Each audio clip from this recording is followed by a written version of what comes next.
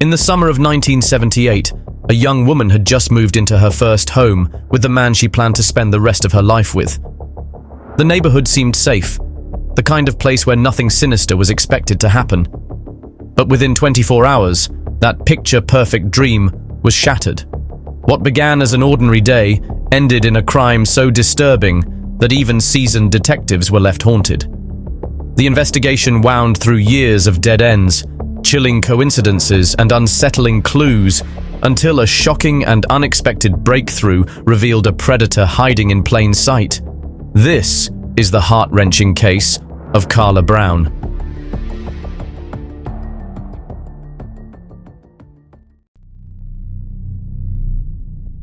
Karla Lou Brown was born on February 28, 1956 in Lima, Ohio, to Floyd and Joe Ellen Brown. Her father, who served in the military, passed away in an accident when she was still young. At Roxana High School, Karla was known as one of the popular students, taking part in intramurals, chorus, pep club, gymnastics, cheerleading, the Fine Arts Council, and more.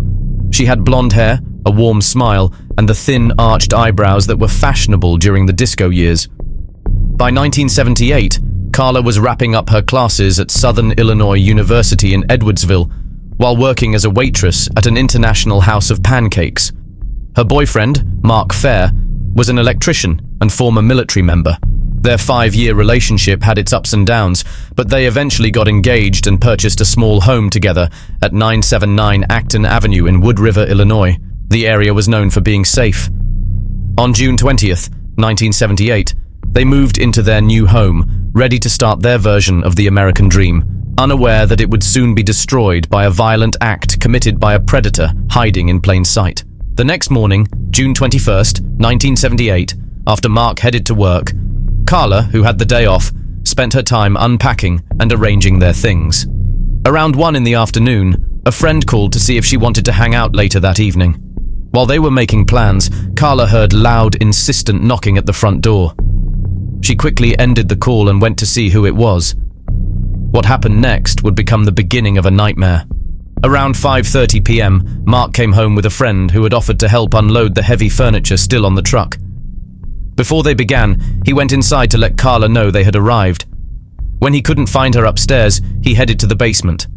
There, to his shock, he found his fiancée kneeling on the concrete floor in the utility room, her head inside a bucket of water. Hoping it wasn't too late, he pulled her out, but it was clear she was already gone. Holding her in his arms, he shouted for his friend to call the police. When police arrived, they immediately began securing the area. A single glance at Karla made it clear her death was no accident. From the get-go, they believed her body had been arranged to make it seem like she died where she was found, and a search of the rest of the basement confirmed their suspicions. In a nearby room, they discovered a couch with damp spots, and in the rafters, a glass coffee pot that appeared to have been used to carry water, likely to wash away something incriminating from the fabric. On the floor, small drops of blood were visible. Karla's body also bore signs of staging. Despite the sweltering summer heat, she was wearing a thick sweater buttoned all the way to her neck, with nothing on from the waist down, pointing to the possibility that she had been sexually assaulted. Her hands had been tied behind her with electrical wires, but the bindings were so loose she could have easily freed herself, suggesting to investigators that it was done after being murdered. Around her neck, a pair of men's socks had been knotted together to make a long ligature pulled tight. A bloody cut on her forehead was thought to be the source of the blood spots near the couch. The autopsy later showed that during the struggle, Karla's jaw had been broken, and she had sustained 2 cuts to her forehead. Heavy bruising on her neck confirmed that she died from ligature strangulation. Oddly, even though her lower clothing had been removed, no signs of assault were found. Still, detectives suspected she had likely been the target of an attempted assault. The condition of the furnished part of the basement showed clear signs of a violent fight. Items were scattered around, including a set of tray tables. While that detail didn't seem important at first, it would later help piece the case together. From the beginning, police believed Karla's killer knew she would be home alone that day. Because of this, they were sure he was someone connected to her in some way. Naturally, their attention turned to Mark as an initial person of interest. When questioned, Mark openly admitted that their relationship had gone through rough patches. They had split up and gotten back together before. but he said those days were over. The main issue had been his hesitation to commit. Recently, though, he had taken the big step of proposing, solidifying their relationship. After buying their first home together, he told investigators he loved Karla deeply and had never once harmed her in anger. Although investigators felt he was being truthful, they weren't prepared to rule Mark out right away. A visit to his workplace confirmed he had been there all day, allowing them to remove him from the suspect list. Another possible suspect was a former boyfriend who hadn't taken their breakup well. Friends said he had continued to bother Karla for a long time afterward, trying to get back together, but in the end, he was also cleared of any involvement. While speaking with detectives, Mark recalled that two men from the house next door had been sitting outside watching them, especially Karla, as they moved boxes the day before her murder. One of the men even approached her, saying they had gone to the same high school. Used to receiving unwanted attention from men, she simply gave him a quick hi before returning to the work she was doing. When detectives spoke with the neighbor, a 29-year-old man named John Prante, he came across as surprisingly friendly and forthcoming. He openly admitted that he and his friend Paul had watched the couple move in on June 20th. He claimed this wasn't unusual for them, as they often spent their free time sitting on the deck, watching what was happening around the neighborhood. Knowing he was a suspect, he gave an alibi and even volunteered for a lie detector test. When authorities reached out to Paul, he agreed to take one as well. Surprisingly, although Prante seemed like a likely suspect, he passed the polygraph with no issues. Paul, however, did not pass, but since he had an alibi, his results were put down to nervousness. With the neighborhood watchers apparently cleared, the pool of possible suspects was shrinking fast. Although unlikely, investigators considered the idea that someone might have recognized Karla from a beach photo that had been published in a local paper. Friends remembered she had gotten obscene phone calls in the weeks after the picture ran in the paper, but she never felt in danger. With no real signs that a stalker was behind her death, that lid quickly fizzled out.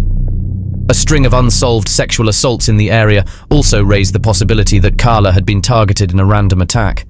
While this didn't match the belief that her killer knew her schedule, it was the only angle left after other suspects were ruled out. The main issue with this theory was that the attacker was still free, leaving the case at a standstill until maybe he ended up making a mistake. Because of this, Karla's case went cold for the next 2 years. During that period, detectives sought help from FBI behavioral analyst John Douglas to create a profile of the killer. After reviewing the details of the case, Douglas believed they were searching for a white male in his 20s with a messy or unkempt look. Struggling with women, he would likely be single and have a history of failed relationships. As an inexperienced killer, he probably hadn't planned to take a life, but acted on impulse when things went wrong. Realizing the pressure was on, he would have left the area, at least for a while. Lacking a conscience, he could pass a lie detector test without trouble. Douglas's profile was so specific that he even went as far to suggest that the killer likely owned a Volkswagen. One investigator, crime scene technician Alva Bush, who had been involved in the case from day one, never gave up on finding Karla's killer. In 1980, he attended a seminar at the University of New Mexico that would bring new hope to the stalled investigation. The main speaker was Dr. Homer Campbell, a specialist in forensic odontology. Captivated by his talk on how computerized image enhancement could aid criminal cases, Alva asked if he could share Karla's crime scene and autopsy photos for review. To his satisfaction, Campbell agreed to examine them. After anxiously waiting for the findings, Alva got more than he hoped for. When reviewing the autopsy photos, Campbell determined that the marks on Karla's forehead had been caused by the tray tables seen in the crime scene pictures. This was news to the officers who had been at the scene that day, but it was only the beginning. Following that discovery, Campbell asked about a bite mark on Karla's shoulder that he had noticed in the autopsy images. Alva was caught off guard. This was the first time he had heard about it and needed a moment to take it in. Somehow, the coroner had completely missed this critical piece of evidence. Because the legal process moved slowly, it took another 2 years before Karla's body was exhumed for a second autopsy. This time, examiners found bruising on her scalp, showing she had suffered a severe blow to the head. Since witnesses recalled froth coming from her nose and mouth when her head was lifted from the bucket, it was determined she'd still been alive, though barely, when her face was pushed into the water.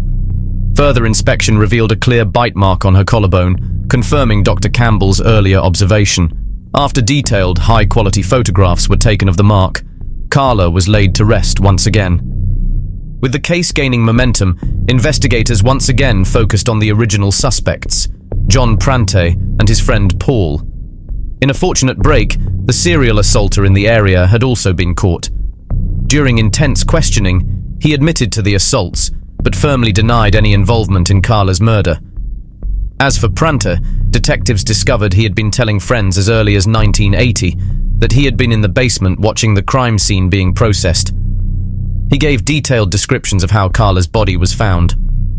Since police knew no outsiders had been in the basement that day, his boasts revealed details only the killer could have known. Following advice from the FBI, the Wood River Police Department held a press conference claiming they were close to arresting Karla Brown's killer.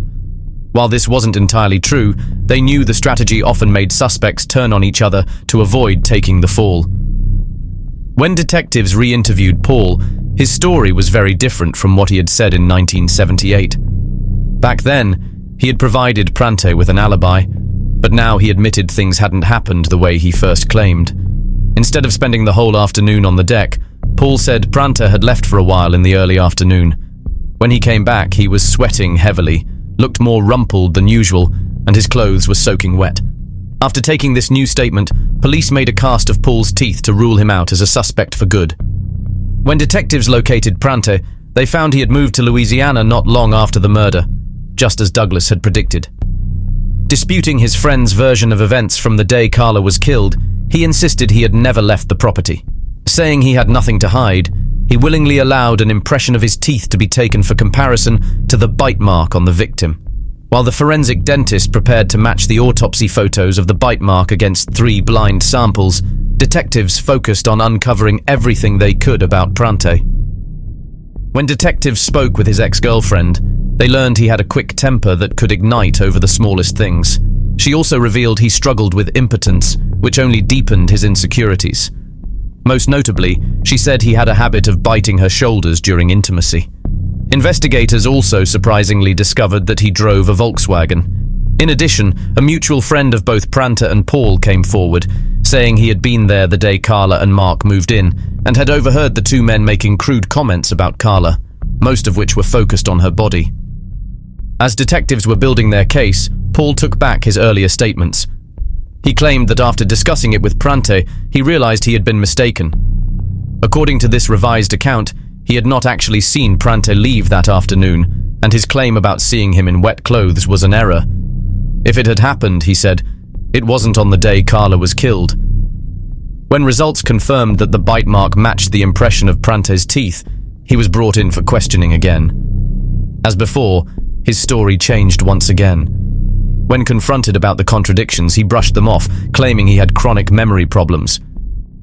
In July 1983, John Prante was found guilty of Karla Brown's murder and sentenced to 75 years in prison with the possibility of parole.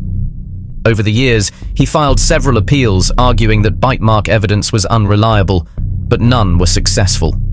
After serving 36 years, Prante was released in December 2019. He still maintains his innocence and has never changed that stance. While John was correct that bite mark evidence is not 100% reliable, it is still a significant tool that is generally accepted in court. More importantly, even if the evidence in this case had somehow been manipulated, which is purely speculation, it didn't change the fact that he fit the profiler's description perfectly, lived next door to the victim, knew unreleased details about the crime, and had a history of biting women. He may have believed this wasn't enough to convict him, but the jury clearly thought otherwise. Karla Brown's life, though brief, was filled with love. The youngest in the family, she was cherished by her mother and older sisters, all of whom were deeply impacted by her death. Outgoing and warm, she was a bright light whose life was cut far too short. Tragically, she became the victim of what many fear most, being attacked in their own home. Believing she was safe in a quiet suburban neighborhood far from big city danger, she had no idea a predator was just steps away, waiting for the right moment. That June day, as she worked on preparations for the wedding she had always dreamed of, he struck, leaving devastation behind. What happened to Karla is truly heartbreaking, and it's hard to imagine the pain she endured in the hands of this monster. As we look back on this tragedy, our thoughts are with the victim, whose life was cut short, and with the loved ones she left behind. If you found this video compelling, be sure to like and subscribe to our channel and check out our other videos. Thank you for watching.